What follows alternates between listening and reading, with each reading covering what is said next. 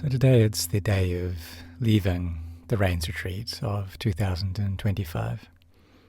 So this is the 41st Rains that we've had. The first was in 1985.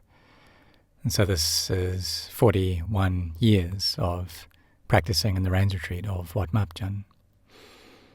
So during that time, the number of monks has grown and grown. The first Rains that we had, there were 8 monks, 1 novice, and their numbers just grown over time. And so soon after the first Rain, there was a monk from England, Ajahn Anan. He came to spend the Rains Retreat here. It was around the year 1989, 1990, about that. And these days we have monks from many different countries coming and staying together. But in this living together, it's normal that with the monks or for the lay people and practicing the Dhamma together, that perhaps some of our personalities mix well and some don't mix so well. And that's just something normal. But now we are leaving the Rains Retreat, and there's this ceremony where the monks all gather together, what we call the Maha Pawarana ceremony. So the Buddha, he got the monks to give this invitation towards one another in line with the Vinaya.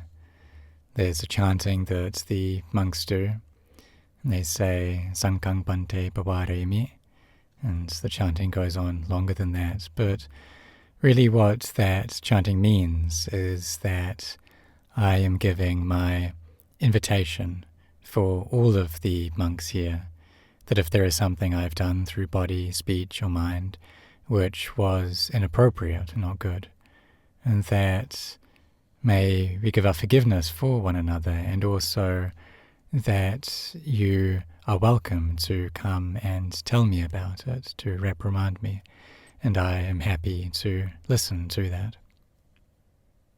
So it's similar to how the lay people give their pawarana, their invitation to the monks. And they may say that if there's anything that you need, then just tell me. Anything which is appropriate for monastics that can help for your practice, then let me know. So like all of the laity coming and being intent on offering food to the monks and alms round, coming to listen to the Dhamma, practice the Dhamma. And then sometimes through the power of defilement, we may like some things that happen, we may dislike some things that happen. But we too give our forgiveness on this day. And this is a skillful thing. Because this ill will, this enmity, it's an unskillful quality. And it blocks off samadhi, the peace and centered mind. And also Margapala Nibbana, the path, the fruitions, and Nibbana. So therefore the generosity that we do, our Dana Bharami, this is something important. And having done it, it's something that we can feel proud of. And we can also feel happy. And then this is something that we need to have as well. This fullness of heart, a contentment, a happiness. Then there's the Sila Bharami, this quality of virtue.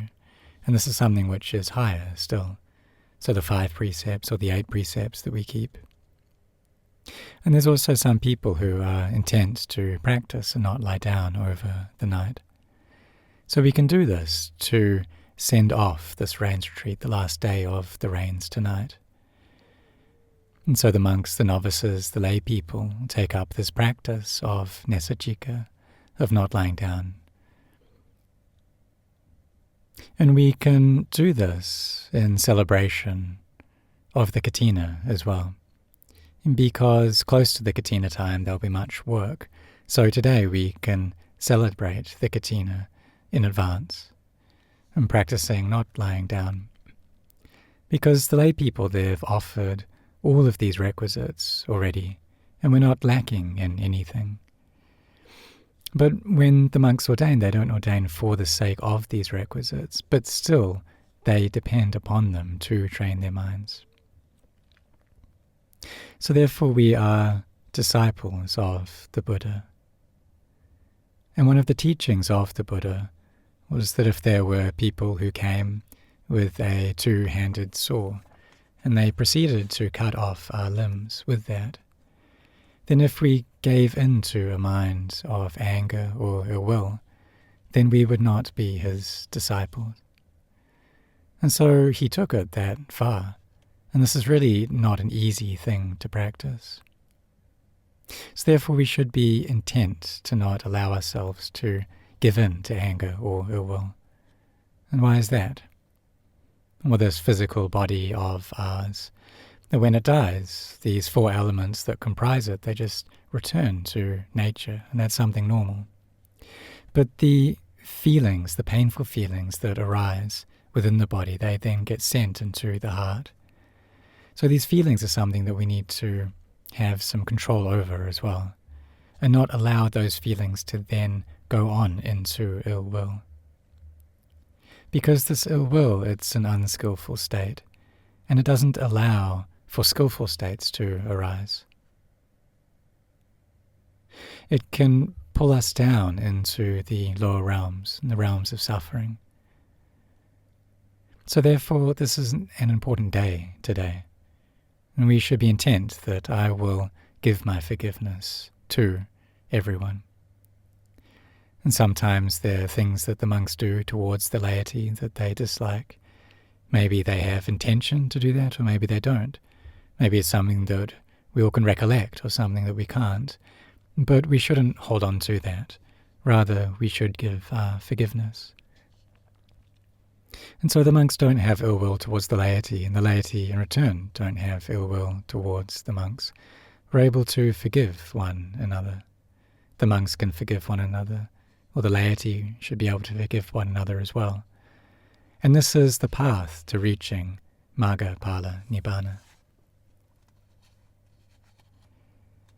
If we have the quality of rapture within the heart, this is able to control this ill will so that it doesn't come up and it just scatters, disappears.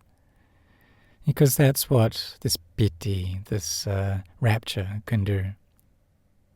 And that the kilesa of ill will is just not able to arise at that point. But if we're not there yet, we need to put in forbearance, we need to endure.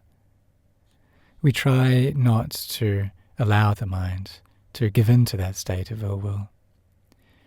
And sometimes it's really hard to stop that from coming up, so we need to endure at that point and be intent on that, to not give in to the defilements.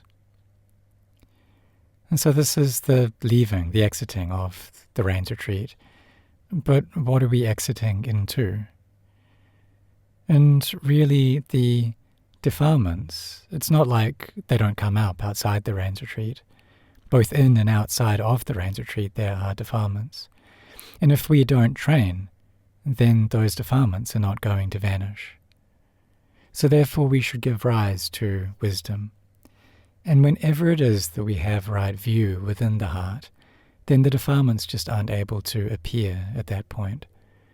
So we need to be cautious, we need to be watching over our hearts. All of the 12 steps of dependent origination, they're there within our hearts. So there's avijja, ignorance, giving rise to conditioned formations. So there's an experience we have, we like that, we dislike that, the heart then proliferates upon that. But we need to watch that process and to know, okay, here the defilements have arisen already. To know that, see that for what it is in time.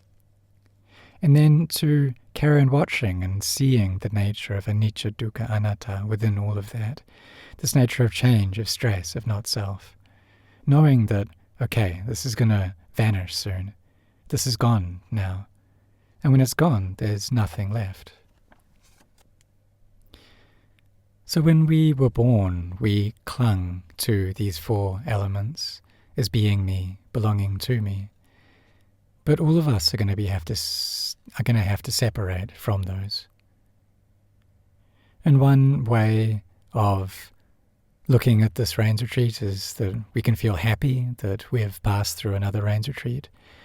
But if we're looking at it in terms of Dhamma, we'll see that I've grown older by 1 year. I'm closer to old age, sickness, and death than I was. So we shouldn't be heedless, because we don't know when this life is going to end. No one's able to stay on in this world forever. And the thing is, we all know that, but we don't yet see it within our hearts. So we need to contemplate. And when the defilements get thin, then we're able to see clearly. See how really there isn't any genuine self here. And see how this is just like a home that we rent out. And that's what we're depending upon. And in no long time, the owner's going to come and ask for it back. You see how the earth in this world and the earth within this body, they're the same things. We depend upon these elements of earth, water, fire, and air. But if one of those were to run out, so say if there was no oxygen anymore, then we'd all die. And who here would be able to survive? No one. And so if all of the oxygen ran out, if there was just carbon dioxide filling this meditation hall, then even though our minds wouldn't want for the body to die, it would die all the same. It would all break apart. So we depend upon these things, depend upon air, depend upon water and food. We depend upon the fire element to survive. And there's no true self in any of that. So we contemplate like this. You can say, why? Why should I be angry? Why would I hate? Why would I give in to ill will? Because we're going to have to die soon. That everyone's going to have to die just the same. And if in 5 minutes I were to die, I'd really need to prepare my mind now for that. So why would I want to get angry? So therefore we should forgive one another. And if we're going to talk about the meaning of this Pawarana day in a concise way, it's to not be heedless, because the days that we have left are steadily falling away. So we should forgive one another. And if we practice like this, then we will meet with genuine happiness. So may all of you grow in blessings.